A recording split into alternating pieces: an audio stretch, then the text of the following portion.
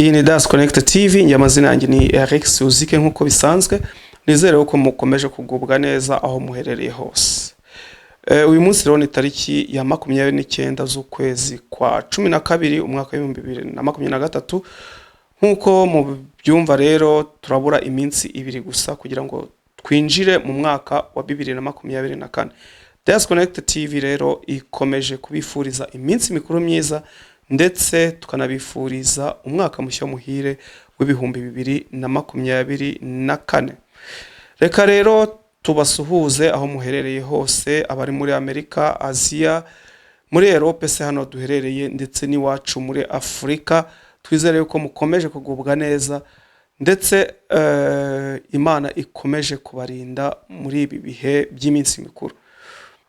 Uyu munsi rero nkaba mbazaniye update. Reka rero twinjire muri update nk'uko nari mbivuze. Reka tubanze tujye mu matora. Nk'uko mubizi rero ndetse no mu biganiro byacu byatambutse twabagejejeho ibijyanye n'amatora yarari kubera muri Kongo, ndetse ubu ngubu bikaba biri kujya ku musozo, akaba hasigaye iminsi ibiri kugira ngo batangaze resulta. Ubwo rero nk'uko twakomeje kujya tubivuga kenshi, ntago turabivugaho cyane, nuko perezida cyangwa se wari usanzwe ari perezida Antoine Felix Tshisekedi ari we na n'ubu ukiri imbere mu majwi bari kubarura, nk'uko bitangazwa na komisiyo y'amatora yo muri Kongo ariyo Seni. Akaba rero ari imbere mu majwi, aho yarahanganye na Moise Katumbi. Akaba ari nawe bahaga amahirwe cyane ko ari we wakwegukana amatora, ariko abenshi cyangwa se imiryango mpuzamahanga hirya no hino ku isi bakaba bavuga ko aya matora atagenze neza ndetse yabaye mu buriganya bwinshi. Akaba ariyo mpamvu Perezida Tshisekedi ari we uri imbere muri aya matora, dore ko amahirwe menshi bayahaga Moise Katumbi. Ubwo rero ibi byaje gukurikirwa n'imyigaragambyo hirya no hino mu gihugu cya Kongo, aho na n'ubu imyigaragambyo ikomeje. Abapolisi nubwo bari kugerageza kwiburizamo, ariko imyigaragambyo irakaze cyane. Iyi myigaragambyo rero ikaba iri gutegurwa n'abakandida batandukanye batavugaga rumwe na Perezida Tshisekedi, haba ari Moise Katumbi ndetse na Martin Fayulu. Akaba ari bo bari bateguye imyigaragambyo. Imyigaragambyo rero nk'uko ndi kubabwira ikaba imaze no kugwamo abantu. Ubwo nk'uko muri gukomeza kubikurikirana ku mbuga nkoranyambaga, ubwo natwe tuzakomeza kubibakurikiranira kugeza igihe batangarije amajwi uko biri kugenda. Izo rero zari update mu bijyanye n'amatora. Muri Kongo nk'uko mubizi hari kubera intambara ihuje umutwe wa M23 ndetse na FARDC cyangwa se n'igisirikare cya Kongo, aho ubu ngubu bikomeye cyane, ndetse umunsi w'ejo hakaba harakoreshejwe indege mu gupilona cyangwa se muri position za M23 hose aho baherereye hose. Byabereye ahantu hatatu, Mushaki, Karuba ndetse no mu kandi kagiye ntabashe kwibuka. Ubwo rero ibi bitero by'indege bikaba byashegeshe aho hantu bagiye gupilona, ariko M23 ikaba yasohoye itangazo ko indege yagiye irasa mu baturage ndetse ikangiriza ibikorwa by'abaturage, harimo amazu, amashuri, amavuriro. Bikaba byatangajwe yuko byaje gukomerekerwamo n'abaturage batandatu, ariko mu by'ukuri nk'uko bisanzwe iyi ndege yagurutse hari mu mujyi wa Goma, n'ubundi M23 yabimenye, ubwo bigira mu ndake, ugasanga abaturage akaba ari bo babigwamo, dore ko uyu munsi indege yagiye ikarasa mu baturage ndetse ikangiza n'ibyabo, kandi bo baba bazi ko bari kurasa M23. Ubwo rero reka tubabwire ku makuru ya ambushi M23 yateze abasirikare ba FARDC ndetse bavanze n'abarundi na FDLR nkuko mubizi nyine ubungu basigaye bafatanya bose, aho mwakira kibaya cyo muri munsi y'ikirunga ugana hara muri Kibumba. Murabizi yuko FARDC iri mwakira kibaya, ubwo M23 yo ikaba hejuru mu birunga. Ubwo rero ejo FARDC n'abarundi ndetse na FDLR bashatse guca inyuma kugira ngo bagende bazenguruke M23 mwakira kirunga, ndetse banakomeza no hirya aho bafungiye muri Sake nkuko twakomeje kubabwira. Ubwo rero M23 yarababonye ibatega ambushe. Ubwo reka mwumve uko imbunda ya M23 ya 12 mm uko yakiriye cyangwa se uko baguye muri iyo mbushe. Mwumve rero uko iyo mbunda yabakiriye.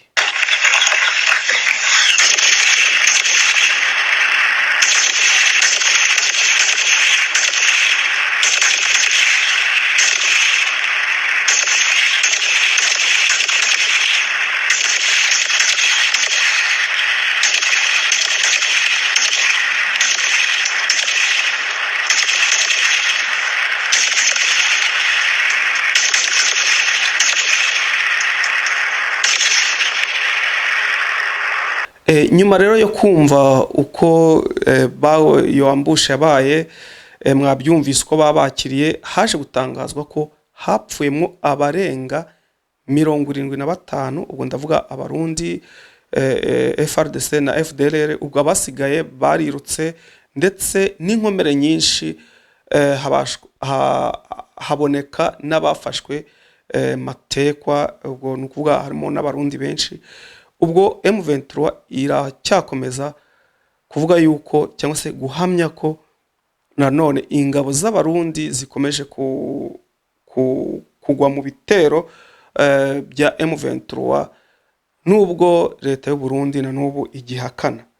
Nyuma rero y'ibyo byose yizo ambushe, reka tujye kubijyanye cyangwa se izindi update zijyanye n'abantu bakomeje gupfa cyangwa se kugwa mu nzira mu gihe bari kuva za Masisi, za Rucuruse. Ariko reka tuvuge ku bantu bapfiriye hara mu Sake, dore ko abasirikare baba baravuye hirya no hino za Kinshasa, za Gisangani, buzuye hariya mu mujyi wa Sake. Abo rero bo ntago babazi itandukaniro ry'abahigwa, dore ko murabizi mu mbabare nkoreshe izina ry'abatutsi. Abatutsi rero akaba ari bo urebye bari guhigwa cyane. Rero abo basirikare baba baravuye hirya no hino, bo ntago babazi ibijyanye n'amoko cyangwa se n'abo bantu bahigwa. Ubwo niho rero babonye abaturage muri Sake, babona yuko nubundi nabo ari abatutsi cyangwa se ntago babazi iryo tandukaniro. Ubwo barabarasa. Ubwo n'abaturage babiri. Reka rero tubumvise aya majwi yabo. Ubwo abo baturage n'abahutu barashe.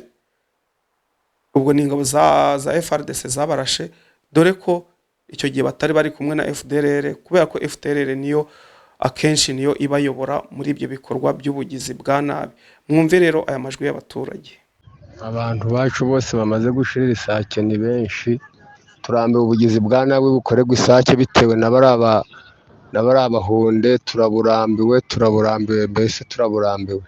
Abantu bamaze gushirira Isake ni benshi, buri munsi bafata umuntu bamwica abahutu tugahora. Community ya Hutu n'iyahunde no kuzicarana ikakemura ikibazo cy'Isake, naho ubundi turarambiwe. Ari amabariyeri turarambiwe. Niba tutari abakongomani simbizi, turi abakongomani, ariko sinzi impamvu bakomeza gufata umuhutu uvuye Masisi wese bakamwangiriza. Twabaye ibiryo byabo nangwa. Bese ababishinzwe rwose ni ugutuvuganira, iyi leta igahaguruka ikatuvuganira. Isake harambiye abantu kwica umuntu buri munsi Isake. Izindi update nuko SADC bitunguranye ejo yageze mu mujyi wa Goma mu buryo butunguranye. Ubwo ni ingabo za SADC zije gufasha leta ya Kongo mu kurwana n'umutwe wa M23.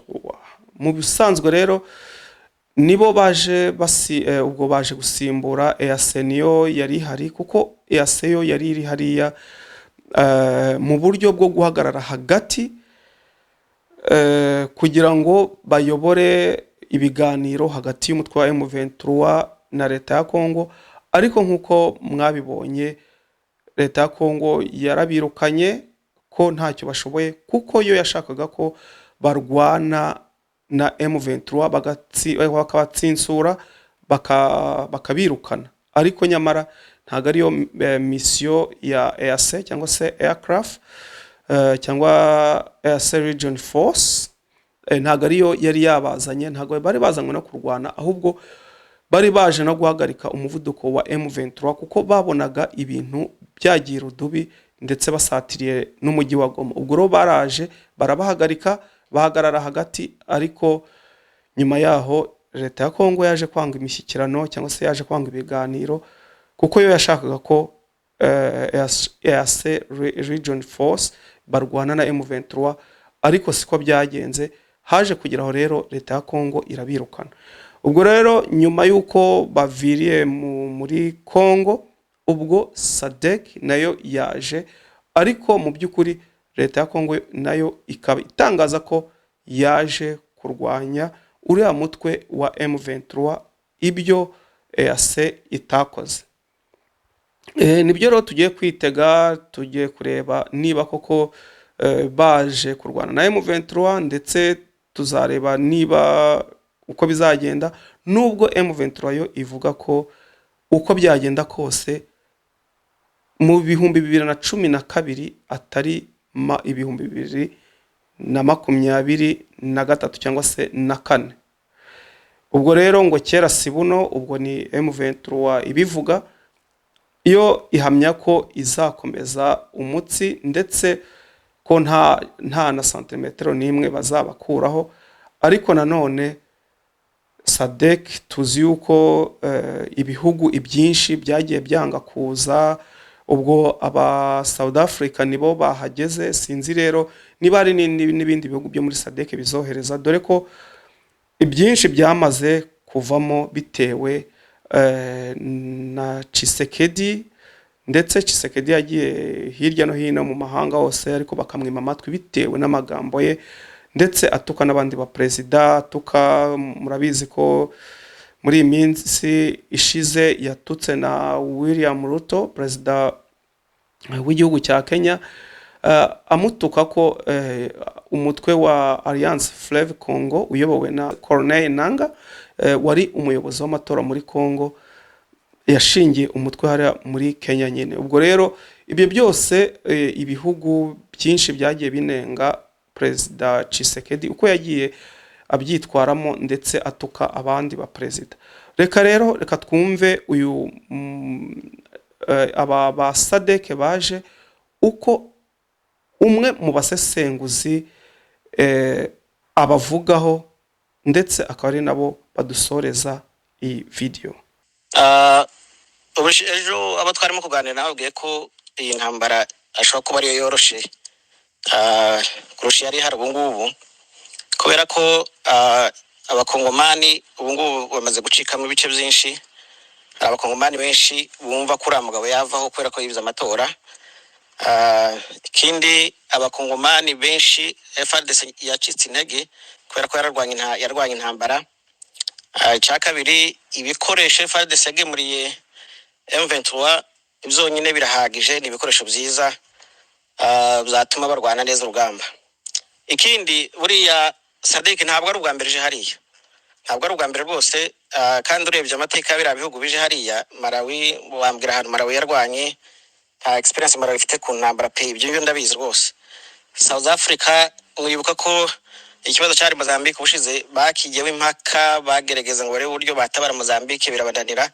Nyuma ya South Africa yaje kohereza ingabo, nabyo bisanzwe. Aba South Africa ntago baze barwana rwose, barana abantu baje gusakira ama intere yabo. kubera ko bazi ko bafite amasoko muri Kongo, ikindi na future interest z'igihugu cyabo. Rero Tanzania yo kuza hariya ni mu muryango wa SADC, kandi nayo mwibuke ko madamu yigeze president wa Tanzania yigeze kuvuga ko nabo ni gihe kigeze ko baja muri Kongo bakaja kurya cyangwa se gusahura, dore ko isi yose iriyo ati nitwe twasigaye. Yarabyivugiye gutyo rwose.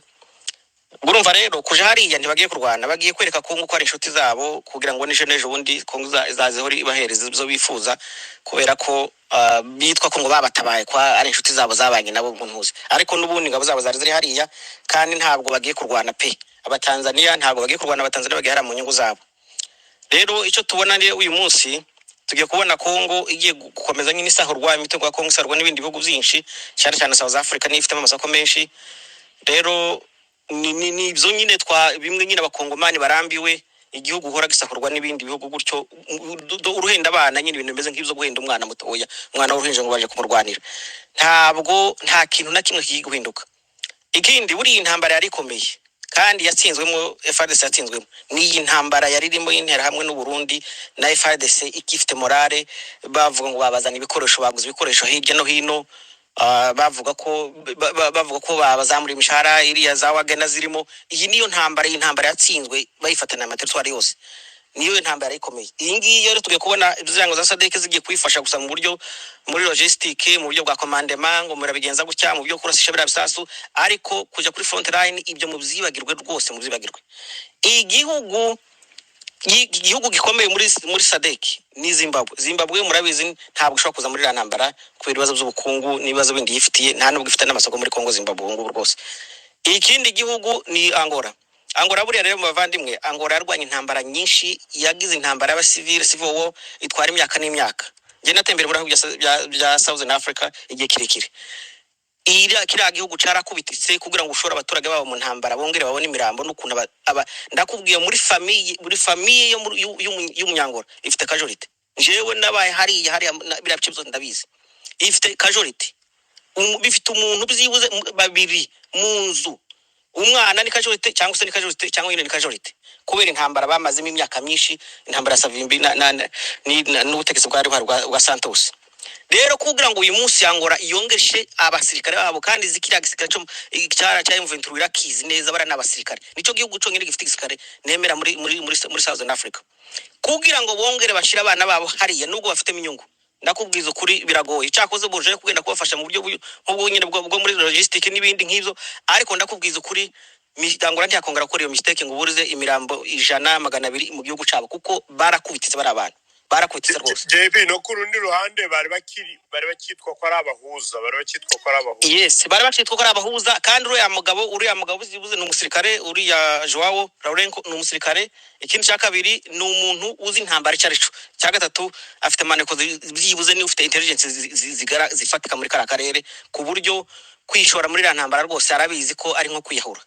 Ikindi icyo tugiye kubona rero, M23 ntabwo yashatse gufata ibice binini birimo zagoma n'imijyi ikomeye, kubera ikibazo cyo kwanga kwereka amahanga ko yaba ari bigiye kuburizamo amatora. Ni ikintu kibi rwose, ni igisebo kibi, babyitwayemo nk'imfura rwose.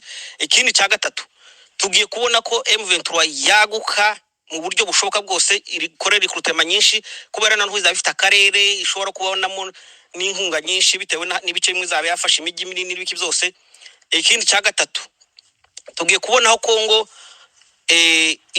isa nkaho icitsemo nk'ibice bibiri, igice kinini gifitwe na M23 na coalition wenda, n'ikindi gice gifitwe na leta.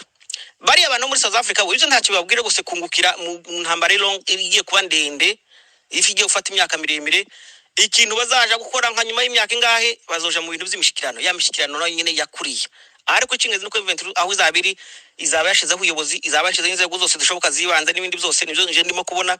Ikindi cya gatatu, East Africa tugiye kureba aho East Africa iseka SADC, kubera ko muri East Africa yakuwemo hariya mu buryo budasobanutse, uburyo bumeze nk'agasuzuguro, mu buryo butari professional, nk'abakuru nk'ibihugu bihana imipaka. Icyo tugiye kubona ko bagiye kurebera, kandi ntago byaba ari gitangaza iko nayo yashiramo akaboko kayo ku ruhande rwa wenda yumva yagiramo inyungu cyangwa se urwareva marangamutima yandi. So rero ikigiye kubaho, tugiye kongera kubona igihugu cyacu kija mu ntambara igiye kirekire, ariko kandi abantu barwana uyu munsi twavuga ngo bari bazajya kuri front line bafite morale n'ibandi witegereza ku ruhande rwa Kongo rwose biragoye kandi mwibuke ko M23 nayo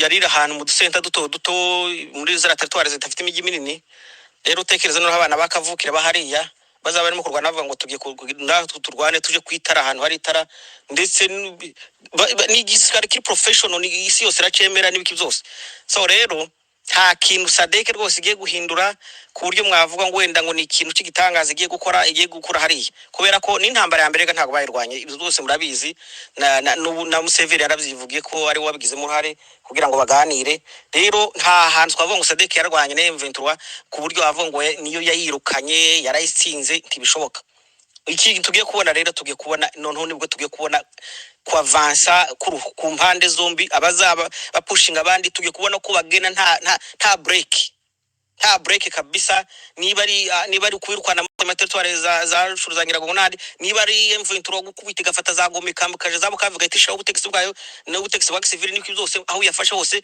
nkuko RCD yabigenje ivyo byose icyo tugiye kubona noneho intambara yirekuye nta bindi byo kuvuga ngo turafata hangaha kubera ko batinyaga ibintu byinshi ibintu nk'ibyo so rero mu kurangiza ndarangiza mubwira yuko ni kaga nyine igihugu cacu nyine cyo gusohorwa n'ujura wese nta kintu Sadek na kimwe giye guhindura hari icyo tugiye kubona noneho ya ntambara noneho iri open murakoze